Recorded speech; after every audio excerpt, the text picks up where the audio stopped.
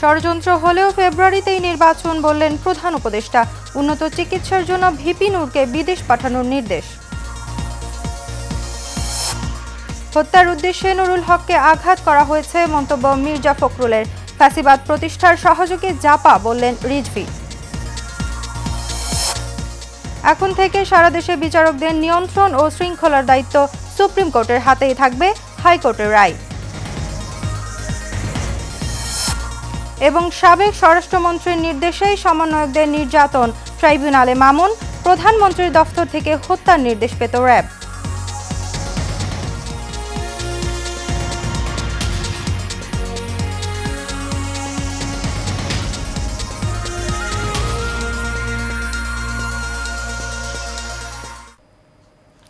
স্বাগত এশিয়ান নিউজে, আপনাদের সাথে আছি আমি খোশনাত জাহান ইথিলা। এতক্ষণ শুনছিলেন বিআরবি কেবল ইন্ডাস্ট্রিজ লিমিটেড সংবাদ শিরোনাম। এবার বিস্তারিত। আগামী বছরের ফেব্রুয়ারির প্রথমার্ধেই অবাধ, সুষ্ঠু ও উৎসবমুখর নির্বাচন হবে। নির্বাচন ছাড়া কোনো বিকল্প নেই। বিকল্প চিন্তা জাতির জন্য হবে বিপজ্জনক বলে রাজনৈতিক নেতাদের স্পষ্ট বার্তা দিয়েছেন প্রধান উপদেষ্টা ডক্টর মোহাম্মদ ইউনূস। ত্রয়োদশ জাতীয় সংসদ নির্বাচন সামনে রেখে রাজনৈতিক দলগুলোর সঙ্গে বৈঠকে তিনি এসব কথা বলেন। মঙ্গলবার সন্ধ্যায় প্রধান উপদেষ্টার বাসভবন যমুনায় ৭টি রাজনৈতিক দল ও একটি সংগঠনের সঙ্গে বৈঠক শেষে প্রধান উপদেষ্টার প্রেস সচিব শফিকুল আলম একথা জানান। তিনি আরও বলেন, বৈঠকে প্রধান উপদেষ্টা নির্বাচন বানচালের ষড়যন্ত্র সম্পর্কে সবাইকে সজাগ থাকার আহ্বান জানিয়েছেন। এছাড়া ভিপি নূরকে উন্নত চিকিৎসার জন্য বিদেশে পাঠানোর নির্দেশ দিয়েছে প্রধান উপদেষ্টা।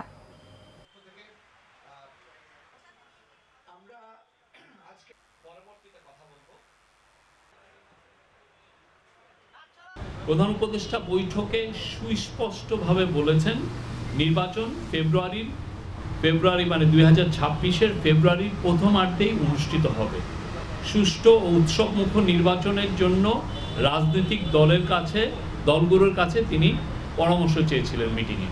যারা অন্তর্বর্তীকালীন সরকারকে নির্বাচন পর্যন্ত পৌঁছাতে দিতে চায় না, তারা যত রকমভাবে পারে বাধা দিবে। তারা সর্বোচ্চ চেষ্টা করবে নির্বাচন বানচাল করার। গণ অধিকার পরিষদের সভাপতি নুরুল হককে হত্যার উদ্দেশ্যে আঘাত করা হয়েছে বলে মন্তব্য করেছেন বিএনপির মহাসচিব মির্জা ফখরুল ইসলাম আলমগীর।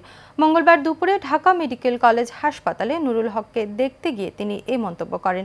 এদিকে জাতীয় প্রেস ক্লাবে এক অনুষ্ঠানে অংশ নিয়ে বিএনপির সিনিয়র যুগ্ম মহাসচিব রুহুল কবির রিজভী বলেন, শেখ হাসিনার ফ্যাসিবাদ প্রতিষ্ঠায় সব ধরনের সহযোগিতা করেছিল জাতীয় পার্টি। কাউসার আহমেদের রিপোর্ট। দুপুরে ঢাকা মেডিকেল কলেজ হাসপাতালে গণ অধিকার পরিষদের সভাপতি নুরুল হককে দেখতে যান বিএনপি মহাসচিব মির্জা ফখরুল ইসলাম আলমগীর। নুরুল হকের উপর হামলার ঘটনায় আইন শৃঙ্খলা রক্ষাকারী বাহিনীর ভূমিকা নিয়ে প্রশ্ন তোলেন বিএনপির মহাসচিব। আমার কাছে যেটা সবচেয়ে খারাপ লেগেছে যে যারাই আঘাতটা করেছিল কিন্তু তাকে হত্যার উদ্দেশ্য, এটা খুব পরিষ্কার ফ্যাটাল। তো আমি জানি না যে এত কিছুর পরে এই সমস্ত অভ্যুত্থানের পরেও এখন যে ল এনফোর্সিং এজেন্সি আমাদের নেতাদের উপরে এভাবে আক্রমণ করে, সাধারণ মানুষকে তারা কি করে। এদিকে জাতীয় প্রেস ক্লাবে উত্তরাঞ্চল ছাত্র ফোরাম আয়োজিত এক অনুষ্ঠানে বিএনপির সিনিয়র যুগ্ম মহাসচিব রুহুল কবির রিজভী বলেন, যারা ফ্যাসিবাদকে সাহায্য করেছে তাদের বিচারের আওতায় আনতে হবে। কারা 16 বছর জনগণের লক্ষ কোটি টাকা পাচারের সুবিধা করে দিয়েছে, কারা এই দেশকে আওয়ামী ভয়ঙ্কর স্বেচ্ছাতন্ত্রকে প্রতিষ্ঠিত করার সিল দেওয়ার দায়িত্ব পালন করেছে, তার মধ্যে একটি হচ্ছে জাতীয় পার্টি। বলেন, ফ্যাসিবাদ বাঁচা যারা দিয়ে উঠতে না পারে সে ব্যাপারে সবাইকে সজাগ থাকতে হবে। তো আপনি কি ভারতের কোন রাজনৈতিক দল না বাংলাদেশের রাজনৈতিক দল? এই আপনাদের মেরুদণ্ড, এই আপনাদের নীতি। কাউসার আহমেদ, এশিয়ান টেলিভিশন, ঢাকা।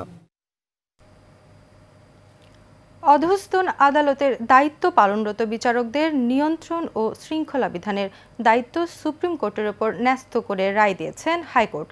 মঙ্গলবার বিচারপতি আহমেদ সোহেলের নেতৃত্বাধীন হাইকোর্ট বেঞ্চ এ রায় দেন। এছাড়া 3 মাসের মধ্যে বিচার বিভাগের পৃথক সচিবালয় করারও নির্দেশ দিয়েছেন হাইকোর্ট। ওয়ালিদ সিদ্দিকের রিপোর্ট।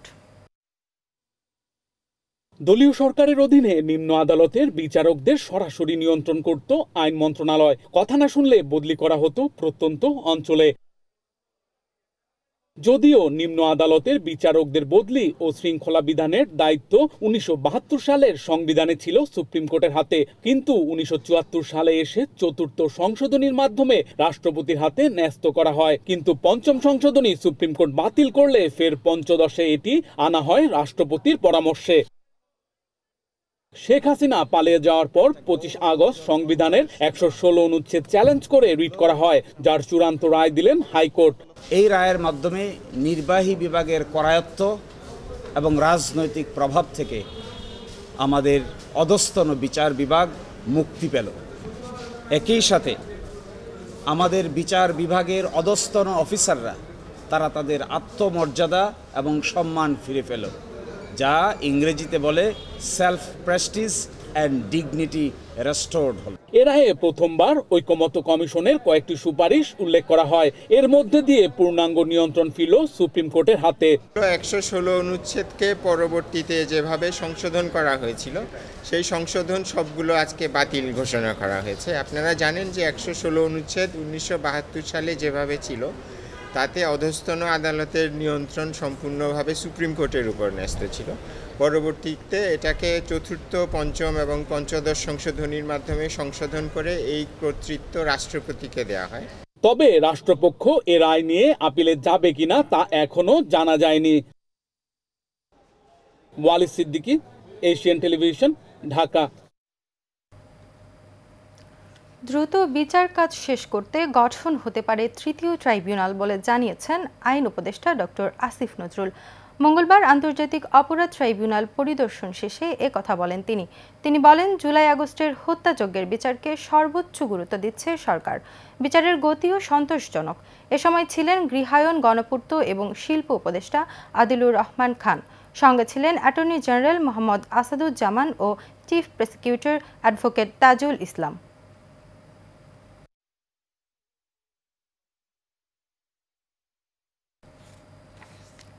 সাবেক স্বরাষ্ট্রমন্ত্রী আসাদুজ্জামান খানের নির্দেশে সমন্বয়কদের আটক রেখে মানসিক নির্যাতন করে আন্দোলন প্রত্যাহারে বাধ্য করা হয় বক্তব্য দিতে। এমনটাই জানিয়েছেন জুলাই গণহত্যা মামলায় সাবেক প্রধানমন্ত্রী শেখ হাসিনার বিরুদ্ধে দেয়া রাজসাক্ষী সাবেক আইজিপি চৌধুরী আবদুল্লাহ আল মামুন। মঙ্গলবার আন্তর্জাতিক অপরাধ ট্রাইব্যুনালে শেখ হাসিনার বিরুদ্ধে 11তম দিনের সাক্ষ্য গ্রহণে তিনি এসব তথ্য দেন। তিনি আরও জানান, 2018 সালের নির্বাচনের পর পুলিশের রাজনৈতিক প্রভাব আরও বেড়ে যায়। জবানবন্দিতে থাকাকালীন টাস্ক ফোর্স ইন্টারোগেশনের টিএফআই সেল সহ বহু বন্দিশালার বর্ণনাও দেন সাবেক আইজিপি চৌধুরী মামুন। তিনি আরও জানান, একাদশ জাতীয় নির্বাচনের আগের রাতে 50% ভোট ব্যালট বাক্সে ভরে রাখতে শেখ হাসিনাকে পরামর্শ দিয়েছিলেন তৎকালীন পুলিশের সাবেক মহাপরিদর্শক জাবেদ পাটোয়ারি।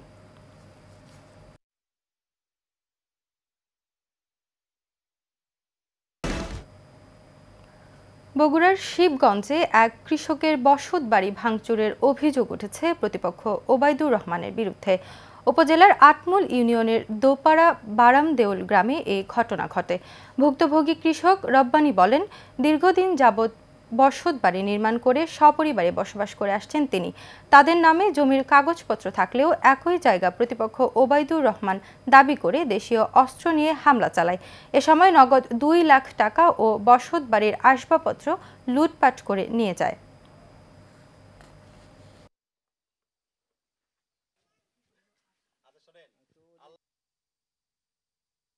1990 সাল থেকে আমি এখানে বসবাস করছি। আমার মামির সম্পত্তি মামি আমাকে রেকর্ড করে দিয়েছে।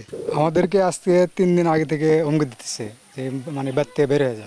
14 বছর কাজ করেছি, কাজ করে আমাকে জমি দিবের চাই, আমাকে জমিও দেয়নি, টাকাও দেয়নি, আমার জমি দলিল করে দেয়নি। 14 বছর ধরে কাজ করার পরে আজকে আসে সে ভাঙচুর করে ফেল দিচ্ছে। বাইর থেকেও লোক লিয়ে আছে, ওরা মিলে ভাঙচুর করছে। বিএনপির 47তম প্রতিষ্ঠাবার্ষিকী উপলক্ষে বরিশালের গৌরনদী ও আগৈলঝাড়া বিএনপি ও সহযোগী সংগঠনের আয়োজনে শোভাযাত্রা ও আলোচনা সভা হয়েছে। এতে প্রধান অতিথির বক্তব্য রাখেন বিএনপির কেন্দ্রীয় সহ সাংগঠনিক সম্পাদক অধ্যাপক আকন কুদ্দুসুর রহমান। এ সময় তিনি বলেন, বেগম খালেদা জিয়া গণতন্ত্রের অবিচল পথিক, আর তারেক রহমান হচ্ছেন নতুন বাংলাদেশের স্বপ্নদ্রষ্টা। বিশ্বাসঘাতকদের প্রতিহত করে জনগণের ন্যায্য অধিকার প্রতিষ্ঠায় দৃঢ় প্রতিজ্ঞ বিএনপি। সভায় বিএনপির স্থানীয় ও অঙ্গ সংগঠনের নেতাকর্মীরা অংশ নেন।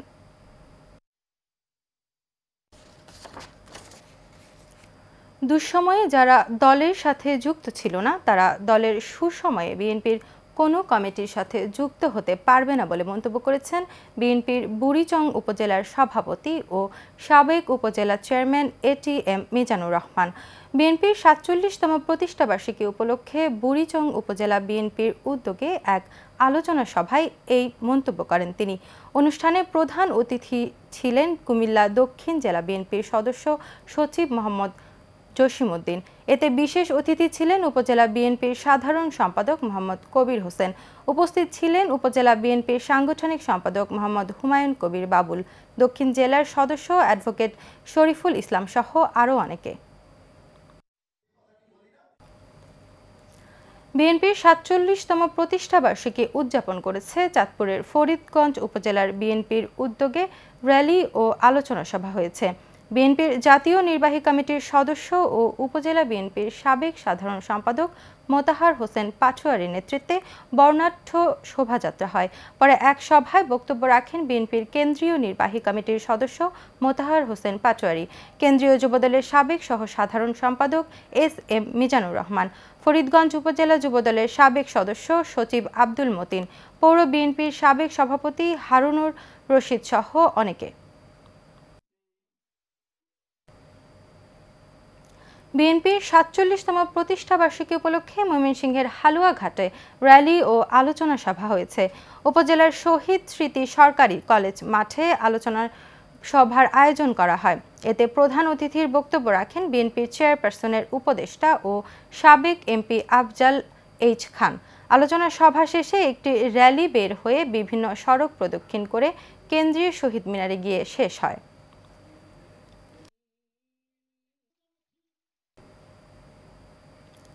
বিএনপির ৪৭তম প্রতিষ্ঠাবার্ষিকী সফল করার লক্ষ্যে চট্টগ্রাম গ ইউনিট ২২ নম্বর এনায়েত বাজার ওয়ার্ড বিএনপির সভাপতি আক্তার আলম ও সাধারণ সম্পাদক নিজাম উদ্দিনের নেতৃত্বে বর্ণাঢ্য র্যালি ও আনন্দ মিছিল হয়েছে। মিছিলে আরও উপস্থিত ছিলেন মহানগর বিএনপির সাবেক প্রকাশনা সম্পাদক মোহাম্মদ আলী মিঠু, বিএনপির নেতা মোহাম্মদ মনসুর, কুতুবুদ্দিন শিমুল, ওয়ার্ড বিএনপির নেতা আবুল বাশার পাখি, মোহাম্মদ সেলিম, মোহাম্মদ কাদের, ফয়সাল আহমেদ সহ অনেকে।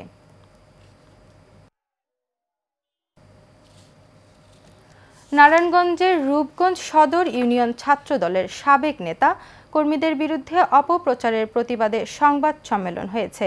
উপজেলার বাগবেড়ে সংবাদ সম্মেলনে ইউনিয়ন ছাত্র দলের সাবেক সাধারণ সম্পাদক শাহরিয়ার ইসলাম বলেন, সম্প্রতি একটি গণমাধ্যম পূর্বাঞ্চলের ৩০০ ফুট সড়ক ও আশেপাশের এলাকায় ছিনতাই, চাঁদাবাজি সংক্রান্ত একটি প্রচারিত রিপোর্টে সংশ্লিষ্ট সাংবাদিককে ভুল তথ্য দিয়ে তাদের ছবি প্রকাশ করে বানোয়াট অভিযোগ তোলা হয়। তিনি এই ঘটনার প্রতিবাদ জানান। পাবনায় লোন দেওয়ার প্রলোভন দেখিয়ে ১২.৫ বিঘা জমি হাতিয়ে নেয়ার অভিযোগ উঠেছে হেমায়েতপুরের মশিউর রহমান খান আজাদের বিরুদ্ধে।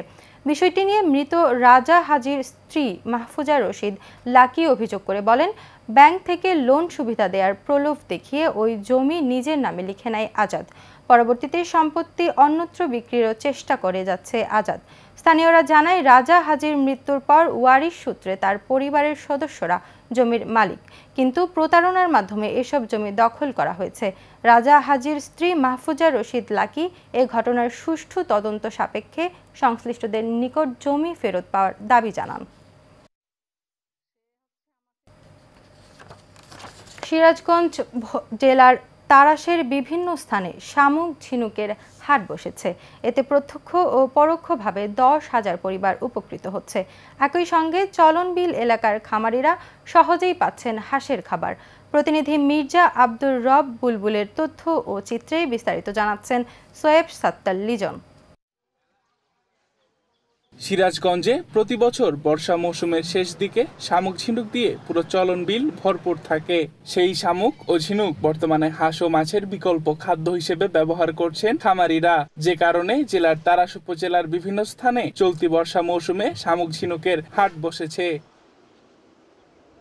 হাটে প্রতি বস্তা শামুক 180 টাকা থেকে 220 টাকা দরে বিক্রি হচ্ছে। শামুক খাওয়ালে হাঁস দ্রুত বাড়ে এবং নিয়মিত ডিম দেয়, এতে করে প্রতিটি খামারি লাভবান হচ্ছেন। এছাড়া চুন তৈরিতে ঝিনুকের ব্যবহার অনেক আগে থেকেই, তাই শামুক ঝিনুকের কারণে স্থানীয় প্রায় 10,000 পরিবার পেয়েছেন নতুন কর্মসংস্থান। হাঁস খাওয়ালে হাঁস সুস্থ থাকে, ধানের দাম অনেক বেশি, শামুকের দামটা কম।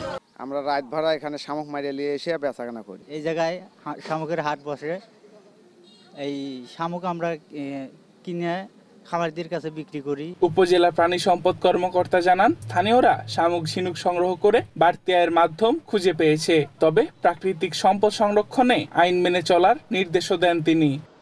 চলন বিলে প্রচুর পরিমাণে শামুক উৎপাদিত হয় ন্যাচারালি, যেটা আসলে আমাদের হাঁসের খামারিগণ কিনে ব্যবহার করছেন এবং এতে হাঁসের উৎপাদন খরচ কমছে, ডিমের উৎপাদন খরচ কমছে এবং খামারিরা লাভবান হচ্ছে। আর্থিক লোভে প্রাকৃতিক ভারসাম্য রক্ষায় ভূমিকা রাখা এই শামুক ও ঝিনুক অবাধে নিধন না করার অনুরোধ সচেতন মহলের। Shoaib Sattar Lijon, Asian television. বিএনপির ৪৭তম প্রতিষ্ঠাবার্ষিকী উপলক্ষে রাজধানীর তেজকুনিপাড়া খেলাঘর সমাজ কল্যাণ সমিতির উদ্যোগে ডেঙ্গু মশা প্রতিরোধ কর্মসূচি পালিত হয়েছে। অনুষ্ঠানে প্রধান অতিথি ছিলেন মহানগর উত্তর বিএনপির সাবেক আহ্বায়ক সাইফুল আলম নীরব। সভাপতিত্ব করেন খেলাঘর সমাজ কল্যাণ সমিতির সভাপতি মাসুদুর রহমান বরকত এবং পরিচালনা করেন খেলাঘর সমাজ কল্যাণ সমিতির প্রথম যুগ্ম সম্পাদক মোহাম্মদ খায়রুল ইসলাম সেলিম। এ সময় উপস্থিত ছিলেন সমিতির যুগ্ম সম্পাদক SM আওলাদ হোসেন, যুগ্ম সম্পাদক আব্দুল কাদের সহ আরও অনেকে। বাংলাদেশ ক্রিকেটকে আরও সমৃদ্ধ করতে যে কোনো দায়িত্ব নিতে প্রস্তুত বলে আশাবাদ ব্যক্ত করেছেন বাংলাদেশ ক্রিকেট বোর্ড BCBর সভাপতি আমিনুল ইসলাম বুলবুল। মঙ্গলবার তিনি সাংবাদিকদের বলেন, বাংলাদেশ ক্রিকেটকে আরও সমৃদ্ধ করতে হলে আমাদের সবাইকে একসঙ্গে কাজ করতে হবে। BCBর আসন্ন নির্বাচনে পরিচালক পদে লড়ার ঘোষণা দিয়ে তিনি বলেন, দেশের প্রয়োজনে ক্রিকেট অঙ্গনে আরও কাজ করতে চান, এজন্য যে কোনো দায়িত্ব নিতে তিনি প্রস্তুত বলেও জানান।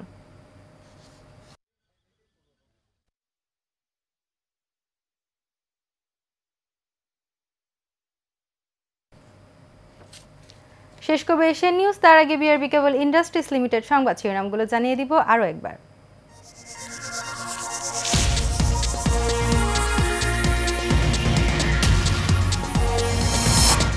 ষড়যন্ত্র হলেও ফেব্রুয়ারিতেই নির্বাচন, বললেন প্রধান উপদেষ্টা। উন্নত চিকিৎসার জন্য ভিপি নূরকে বিদেশে পাঠানোর নির্দেশ।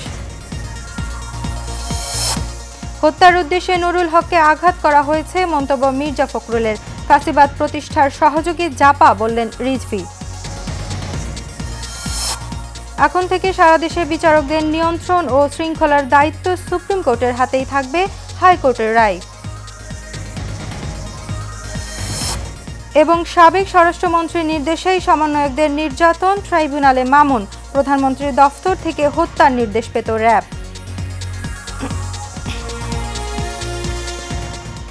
এশিয়ান নিউজ এই পর্যন্তই। পরবর্তী সংবাদ দেখার আমন্ত্রণ জানিয়ে শেষ করছি। ধন্যবাদ।